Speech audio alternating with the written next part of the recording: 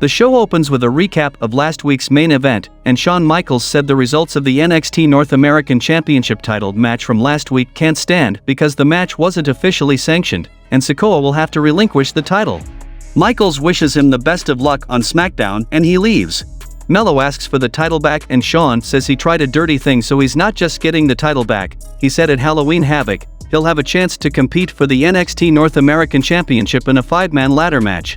Then we saw the best of 3 second match between Axiom versus Nathan Fraser, and the result of this match was Nathan Fraser won by pinfall with a Phoenix Splash, evening the series up 1-1 and ensuring a rubber match. Then we saw a women's tag team match between Ivy Nile and Tatum Paxley versus Toxic Attraction, and the result of this match was Gigi Dolan and JC Jane defeated Ivy Nile and Tatum Paxley by pinfall. The Schism is in the ring and gets on the mic, saying that the time has come to pick a side, and they'll no longer turn the other cheek, and if you're not sitting in the shade under their tree, you've been warned. Joe Gacy says whether you accept them or not, you'll see the world through their eyes, and he's been more than patient with Cameron Grimes. He's tried reason and compassion, but this world only responds to a firm hand. Then we saw a tag team match between Edrisonov and Malik Blade versus the Dyad, and the result of this match was Dyad defeated Edrisonov and Malik Blade by pinfall after hitting the ticket to Mayhem on Edrisonov. Then we saw a match between Cora Jade versus Wendy Chu, and the result of this match was Cora Jade defeated Wendy Chu by pinfall with a DDT. Then Carmelo Hayes and Trick Williams get in the ring and on the mic, and Carmelo said doesn't care what bloodline Solo comes from, this is his house, and no matter how you flip it, he's still the A-champion.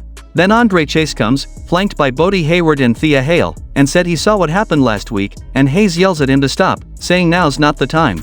Carmelo bails and takes his shirt off, a referee slides in and Trick is game to fight, and we saw a match between Carmelo Hayes and Trick Williams versus Chase U, and the result of this match was Chase U won by pinfall with a side press from Andre Chase on Carmelo Hayes. Then we saw a match between Sangha versus Von Wagner, and the result of this match was Von Wagner won by pinfall with his Fireman's Carry neckbreaker.